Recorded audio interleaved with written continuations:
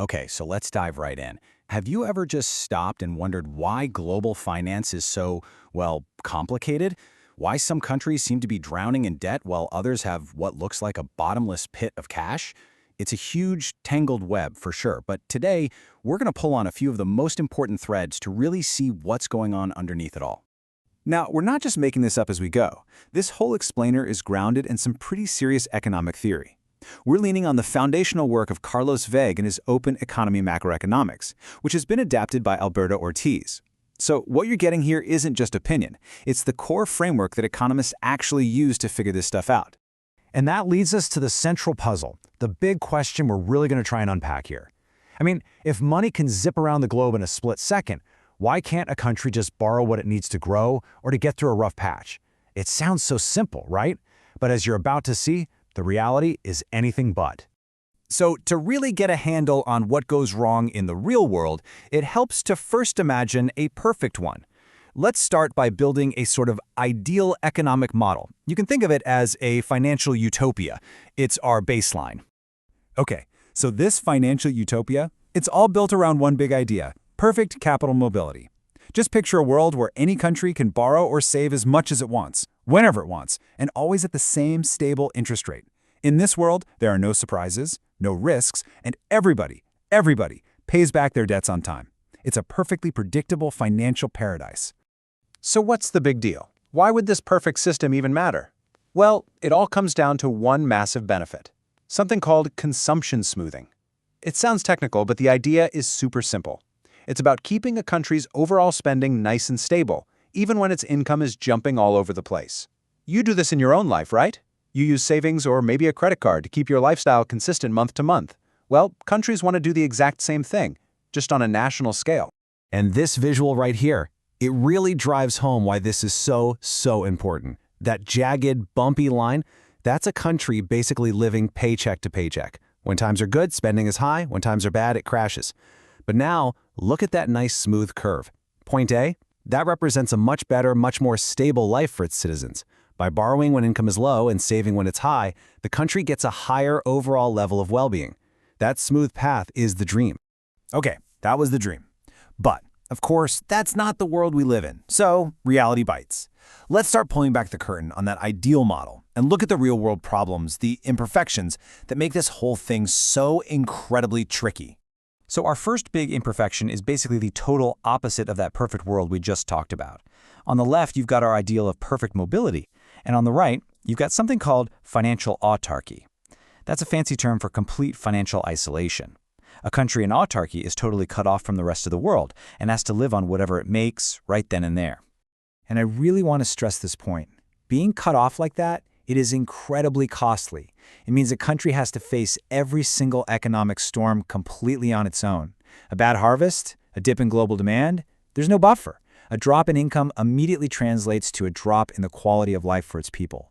There's just no global safety net. All right, so what if a country isn't completely cut off? What if they can get into those global markets, but the future is, well, a total unknown. It's fuzzy, it's unpredictable. That brings us to our second big wrinkle. This is a situation that economists call incomplete markets. Think of it this way. In the real world, sure, you can borrow money, but you can't go out and buy an insurance policy for every single possible thing that could go wrong. You can't insure against a sudden collapse in the price of your country's main export or a surprise political crisis. You just can't hedge against every risk, and that fundamental uncertainty changes everything. And this chart?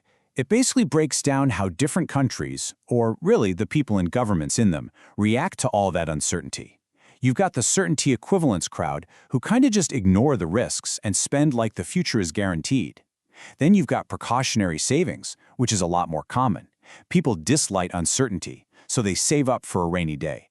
And then there's imprudence, those who spend more now despite, or maybe because of, the uncertain future. But, the most common, and honestly the most rational response is what you're seeing right here. Prudence. It's that gut feeling to save more when you just don't know what's coming. It's about building up that financial cushion for the rainy day you hope never comes. This isn't just a feeling. It's a really powerful economic force that explains why so many countries build up these absolutely massive financial reserves. Okay, so we've hit isolation, we've hit uncertainty. Now for the last one, and this one might be the most human problem of them all. It's about trust. It's about promises. In economic terms, this is sovereign risk. And just think about it for a second. If you don't pay your credit card bill, the bank has ways to come after you. There are courts, there are laws. But what happens when an entire country, a sovereign nation, just says, nope, not paying? Who's going to make them? There's no global court that can seize their assets. And this kicks off a really predictable and often dangerous cycle. Here's how it plays out. Step 1, a country borrows a bunch of money. Step 2, things get tough. A recession hits, a disaster strikes, and suddenly the temptation to just default, to walk away from the debt gets really, really strong. Well, international lenders aren't stupid. They know this can happen. That's step 3. So what do? Step 4, they demand higher interest rates right from the start. It's called a risk premium. Basically, they're charging extra for the risk that they might never see that money again. And what you're looking at here is the direct result of all that risk. Forget that nice, flat, constant interest rate from our perfect world. In reality, countries face what's called an upward-sloping supply of funds. And the takeaway is super simple. The more you need to borrow, the more expensive it gets. Each new dollar costs more than the last. This makes that perfect consumption smoothing we dreamed about pretty much impossible. Okay, so let's pull this all together. We've walked through 3 huge flaws in the global financial system: being cut off, not knowing the future, and this basic lack of trust. So why does any of this actually matter in the real world? Yeah, this stuff is not just abstract theory for a textbook. Financial autarky? That explains the real-world pain of economic isolation and why countries fight so hard for market access. Incomplete markets? That's the reason you see countries hoarding these gigantic foreign reserves. It's one giant precautionary savings fund.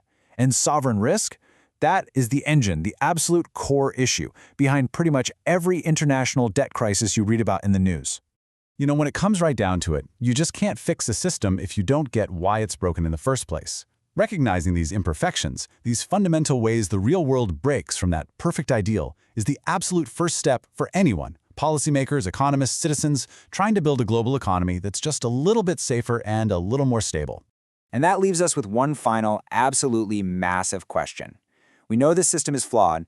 We know that risk and uncertainty and mistrust are baked right into its DNA. So what do we do about it? How can we possibly design a system with new rules or new institutions that's safer and fairer for everyone involved? That, right there, is the multi-trillion-dollar challenge.